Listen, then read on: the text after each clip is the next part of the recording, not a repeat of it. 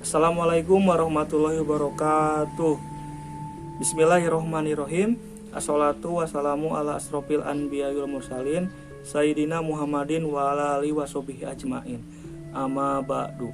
Pertama-tama yang paling utama, marilah kita panjatkan puji dan syukur kepada Allah Subhanahu wa taala, yang mana pada kesempatan kali ini izinkan saya memaparkan hasil kunjungan video KKL 1 yang dikunjungi secara virtual. Yang saya hormati Bapak Oka Kurniawan Sabab SPD MPD selaku dosen pengampu KKL 1. Dan tak lupa kepada teman-teman pendidikan sejarah 2019 yang saya cintai dan saya banggakan. Mengawali penjelasan video KKL 1, terlebih dahulu marilah kita mengucap basmalah bersama-sama. Bismillahirrohmanirrohim. Perkenalkan, saya Gani Kurnia Nugraha, NPM 1921710006, jurusan Pendidikan Sejarah 2019. Pada tanggal 24 April 1778, tepatnya 243 tahun yang lalu, awalnya hanya sebuah lembaga yang didirikan oleh orang-orang Belanda yang bernama Batavia's Genootschap van Kunsten en Waterschepen, atau yang sekarang lebih dikenal sebagai Museum Nasional Indonesia. Di bagian depan tampak patung gajah atau arca gajah yang tidak diberikan secara langsung oleh Raja Chulalongkorn dari Thailand. Ia meminta bagian-bagian penting patung Candi Borobudur di Indonesia. Lantai 1, manusia dan lingkungan yang hidup pada jutaan tahun lalu sampai masa prasejarah. Di sini menjelaskan tentang hominin-hominin yang terpisah dari kerabatnya, yaitu simpanse. Ahli mencatat ada 24 jenis hominin. Salah satunya adalah Homo ergaster, Homo heidelbergensis, Homo floresiensis, dan Homo erectus. Hominin ini berasal dari wilayah Afrika. Mereka mempunyai kegigihan yang luar biasa.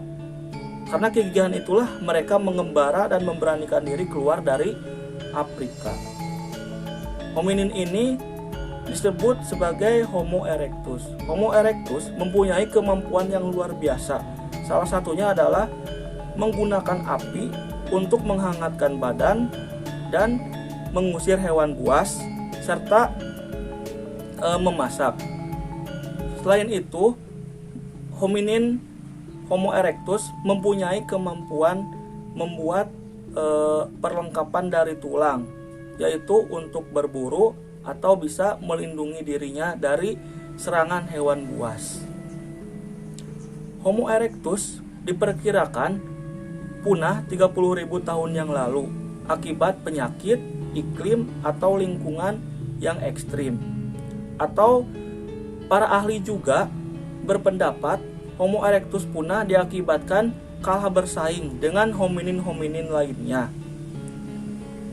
Selanjutnya, di dunia ini hanya menyisakan Homo sapien atau manusia modern yang hidup sampai sekarang di bumi ini. Lantai 2, ilmu pengetahuan teknologi dan ekonomi. Prasasti Mulawarman 1 bercerita tentang silsilah raja yang menganut agama Hindu yang memerintah kerajaan Kutai.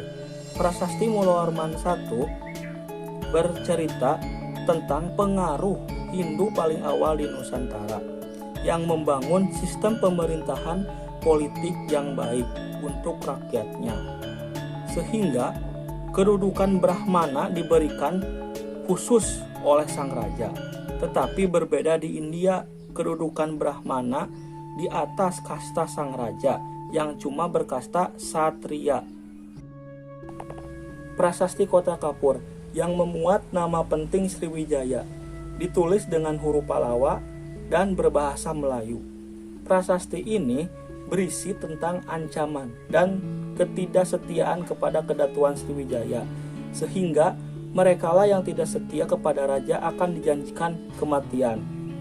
Prasasti ini memuat tentang informasi pada saat itu Sriwijaya sedang bersitegang dengan Jawa, sehingga para ahli menafsirkan Sriwijaya akan mengkonsolidasi angkatan perangnya untuk menaklukkan Jawa.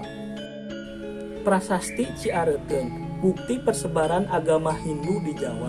Prasasti ini bercerita tentang seorang raja bernama Purnawarman yang gagah berani di sebuah negeri yang bernama Tarumanegara.